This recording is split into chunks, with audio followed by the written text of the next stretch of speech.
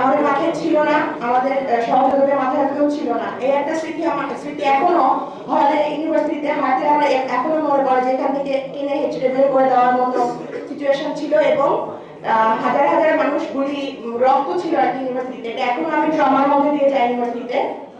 আর আরেকটা বিষয় আমি অনেক আগে থেকেই জানি, 16 বছর ধরে যে পুলিশের যে ভূমিকা, আমি সময় সুযোগ যেখানে পাই আমি পুলিশদের নিয়ে একটু কথা বলতে চাই। আসলে আমার কেন জানি মনে হয় যদি পুলিশ প্রশাসন আমাদের পক্ষে থাকতো, ছাত্রদের পক্ষে থাকতো, তাহলে কখনোই এতগুলো প্রাণ বা এতগুলো নির্যাতন আমাদের দেখতে হতো না। আমি সারা জীবন পুলিশ পক্ষকে দায়ী করে যাবো এবং প্রশ্নবিদ্ধ করে যাব। আর একটা হচ্ছে মিডিয়ার ভূমিকাও ঠিক সেরকম আমাদের লক্ষ্য করা হয়। অনেক মিডিয়া প্রচার করা, নিউজ গুলো প্রচার করা হয়নি। যমুনাকে দেখছিলাম, এখানে আমার খুব ভালো লাগছিল। যমুনা এবং আমি জানি যে online platform face the people আছে, তারা ছাড়া আমাদেরকে কোনো মিডিয়া ওইভাবে সহযোগিতা করে নাই।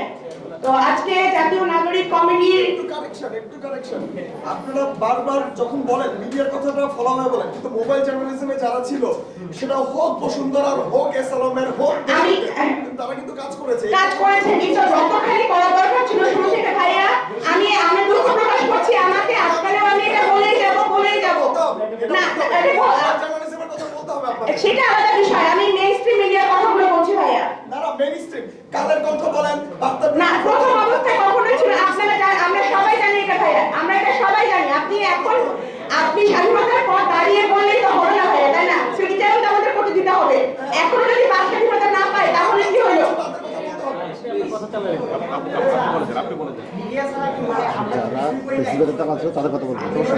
না না না আমি আপনি কি মিডিয়া কর্মী?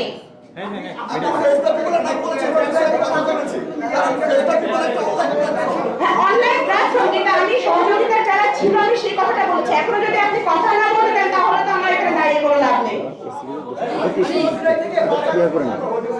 এখন আমরা সবাই ছিলাম, এখন কথা বলতে গেলে আমরা সবাই মানে খুব সহযোগিতা করেছি। এরপরও আজকে শহীদ পরিবারে এতগুলো কান্না আমাদের দেখতে হয়েছে। আমার এই বেশি কিছু বলার নাই, আর আপনাদের প্রতিবাদ আর কি। যাই হোক, এই একটা বিষয়। তো আমি জাতীয় নাগরিক কমিটির মাধ্যমে চাইবো ভবিষ্যতে যে সরকারই আসুক না কেন, কিংবা অন্তর্বর্তী সরকার চলাকালীন অবস্থায় পুলিশ, মিডিয়া বা সাধারণ মানুষ বা দর্শক গোষ্ঠীর যে কোনো কিছু যদি আমাদেরকে প্রতিহত করতে আসে, আমরা শক্ত হাতে একসাথে রুখে দাঁড়ানোর জন্য প্রস্তুত থাকবো। সবাইকে ধন্যবাদ। তো সেদিন হচ্ছে গিয়ে আমরা 16 তারিখ আন্দোলন করেছিলাম। 17 তারিখ আমাদের ইউনিভার্সিটি থেকে যখন একটা মশাল মিছিল করা হয়েছিল, আপনারা খুব সম্ভবত চিনবেন, আমি আইবিটিতে পড়ি, এবং আইবিটির একটা মশাল মিছিল অনেক বেশি ভাইরাল হয়েছিল। আমাদের কিছু সো কল সুবিধাবাদী অথবা সাধুরা হচ্ছে গিয়ে সেখানে ট্যাগ দিয়েছিল যে ছাত্র শিবিররা আগুন মশাল নিয়ে শাহবাগের উদ্দেশ্যে রওনা হচ্ছে।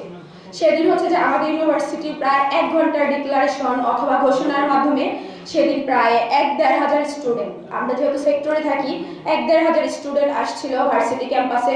অবশ্য তখন আমাদের ভার্সিটি থেকে কোনো ছিল না, অথবা ভার্সিটি সাপোর্টও ছিল না, যেটাকে মূলত বেস সাপোর্ট বলে বা মেরুদণ্ড বলে, সেটা আমাদের ভার্সিটি থেকে ছিল না। এবং আমি মেনশন করি আমাদের ইউনিভার্সিটিতে কোনো সমন্বয়কও ছিল না, আমরা সবাই সমন্বয়ক ছিলাম। আমাদের বড় পরিচয় এটাই ছিল, আর কোনো পরিচয় ছিল না। এবং আমি আন্দোলনে গিয়েছি কিছুদিন, কিন্তু আমার ফ্যামিলি থেকে খুব রেস্ট্রিকশন করা ছিল আমার প্রতি। তো আমি আসলে 18 জুলাইয়ের একটা কথা আপনাদের সামনে বর্ণনা করব। তো 18 জুলাই কি হয়েছিল, যে আমরা যখন আমাদের ভার্সিটি গেট থেকে এখান দিয়ে হচ্ছে গিয়ে আব্দুল্লাহপুর, তারপর হচ্ছে জমজম হয়ে যখন বিএনএস সেন্টার ঢুকেছিলাম, তখন হচ্ছে যে আমাদের কোনো পূর্ব পরিকল্পনা ছিল না, যে অথবা পূর্ব প্রস্তুতি ছিল না যে ছাত্রলীগ বা পুলিশ লীগ আমাদের উপর এভাবে হচ্ছে গিয়ে টিয়ারশেল নিক্ষেপ করবে। তো আমরা প্রায় 1 থেকে 2 হাজার মতো একটা বড় মিছিল নিয়ে ওইখানে ঢুকেছি। জাস্ট ঢুকেছি, সাথে সাথে আমাদের উপর টিয়ারশেল নিক্ষেপ করা হয়েছে। তো এতে করে কি হয়েছে, আমাদের ফ্রন্ট সারির যেই ভাইয়া আপুরা ছিল তারা হচ্ছে যে সবাই হচ্ছে যে অক্সিজেন যেটা হচ্ছে শ্বাসকষ্ট বেড়ে গেছে। তো আমাদের কাছে লিটারালি মরিচের পানি ছিল, তারপর হচ্ছে যে গ্যাস লাইট যেটাকে বলে ওইটা ছিল, তারপর হচ্ছে গিয়ে আর এমন হচ্ছে যে ফার্স্ট এইড যেটাকে বলে, আমরা হচ্ছে যে টিয়ারশেলের সামনে নিজেদের ফার্স্ট এইড যেটাকে দিতে পারবো আমাদের কাছে অল প্রস্তুতি ছিল। তো সেই যাত্রায় আমরা কিছু স্টুডেন্ট যে যার টিয়ারশেল খেয়েছি তারা বেঁচে গেছি। তো তারপর হচ্ছে গিয়ে আমরা মূলত ছত্রভঙ্গ হয়ে গিয়েছিলাম, যেহেতু আমাদের কোনো পূর্ব প্রস্তুতি ছিল না, তারা আমাদের টিয়ারশেল মেরেছে, সবাই ছত্রভঙ্গ হয়ে গিয়েছিল। তো আল্লাহর একটা আসলে উছিলা ছিল। তারপর হচ্ছে যে আমাদের গাজীপুর থেকে একটা বিশাল বড় মিছিল আসছিল। তারপরে ওই মিছিলের পরে হচ্ছে গিয়ে আমরা আবার নিজেদের ভিতরে প্রেরণা পাইছি যে হ্যাঁ আমরা করতে পারবো। উই অল নো যে 18 July is the historical blackout day for all of the private universities.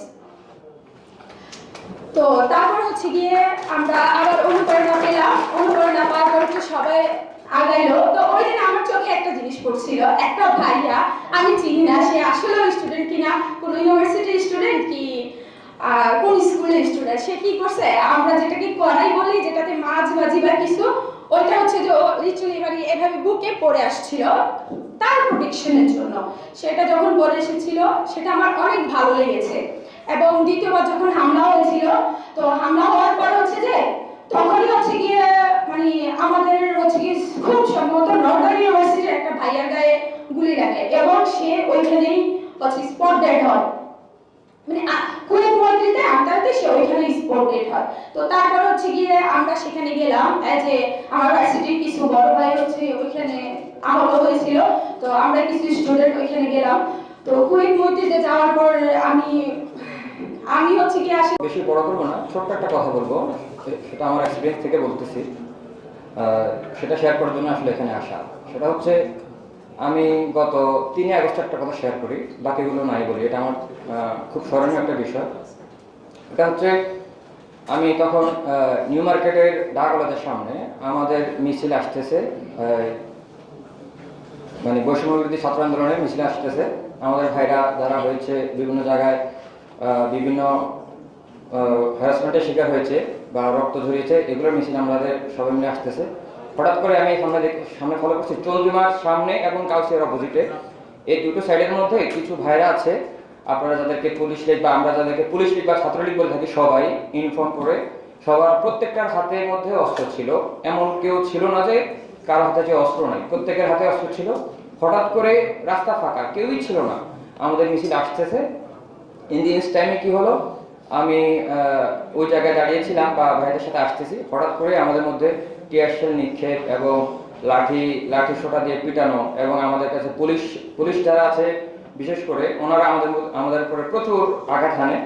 So এমন অবস্থা হয়েছিল এখানে যে আমরা টিয়ারশেলের ধোয়ার কারণে নিঃশ্বাস নিতে পারছি না, যেটাকে মার্কেট ভাষায় আমরা বলি ব্লিস্টার। অনেক বড় বড় পুলিশ যেগুলো হয় আপনারা সবাই জানেন, মার্কেট ভাষায় যেটাকে বলে ব্লিস্টার। আমি একটা ব্লিস্টার মুখে দিয়ে জাস্ট ধোয়া নিতে পারতেছি না, আমার শ্বাস রুদ্ধ হয়ে যাচ্ছে। একটা ব্লিস্টার আমি মুখে নিয়ে গলার মধ্যে চেপে ধরে আমি জাস্ট ওটার মধ্যে ধোয়া নিয়ে চেষ্টা করতেছি। পরে আমি রাস্তার পর ওই পাশে যাচ্ছি, আমার সামনে একটা ভাই ছিল, যদি আমি ওনার নাম পরিচয় কিছু জানি না। তো উনি আমার সামনে ছিল, একটা বুলেট এসে ওনার পায়ে লাগার সাথে ওনার হাঁটুর যে জয়েন্ট আছে ওই জয়েন্টের মধ্যে লাগে, এবং হাঁটুর জয়েন্টটার সাথে সাথে ওনার প্রায় খুলে যাওয়ার অবস্থা ছিল। আমি ওনাকে কোলে করে তৎক্ষণিক মেডিকেল ট্রিটমেন্ট দেওয়ার চেষ্টা করি, এবং ওখানে যে মেডিকেল ছিল, যে একটা ফার্মেসি ছিল, উনি আমাদেরকে রিসিভ করতে যাচ্ছে না। সবচেয়ে বড় বিষয় হলো এই জায়গায়, সবচেয়ে বড় কষ্টের জায়গায় এই জায়গাটা। আমরা যারা আহত হয়েছি রাজপথে বা হচ্ছি, আমি না, আমার ভাইরা আছে যারা আছে, উনি আমাদেরকে রিসিভ করতে চাচ্ছে না, বলে আপনারা ঢাকা মেডিকেলে যান, ঢাকা মেডিকেলে যান। আরে ভাই, এই জায়গায় যদি আমার ভাইটা মারা যায়, এটা তাহলে কে নিবে? ওনার তো ইনস্ট্যান্ট এখানে একটা ট্রিটমেন্ট প্রয়োজন, সেটা আপনি দিচ্ছেন না কেন? আমার ব্লিডিং হচ্ছে, আপনার ব্লিডিং বন্ধ, উনি কোনো আমাদেরকে টোটাল রিসিভ করতে চাচ্ছে না। পরে জাস্ট আমি ওনার দরজা ধাক্কায় পরে ওনাকে আমি বাধ্য করলাম যে ওনাকে ইনস্ট্যান্ট ট্রিটমেন্ট দেওয়ার জন্য। তো আসলে সবাই কোনো না কোনো স্মৃতিচারণ আছে, আমার যতটুকু আছে সেগুলোর মধ্যে ছোট্ট একটা বিষয় শেয়ার করা। এখানে আসলে যদি বড় সময় নিতে চাই, বেশি সময় নিতে চাই, আসলে সেটা আসলে আদৌ ঠিক হচ্ছে না। তো সেক্ষেত্রে আমি আসলে আপনাদেরকে সবার দৃষ্টি আকর্ষণ করছি, আমরা যে 35-এর বয়স সীমা 35 একটা দাবি জানিয়েছি, সেটা আপাতত স্থগিত।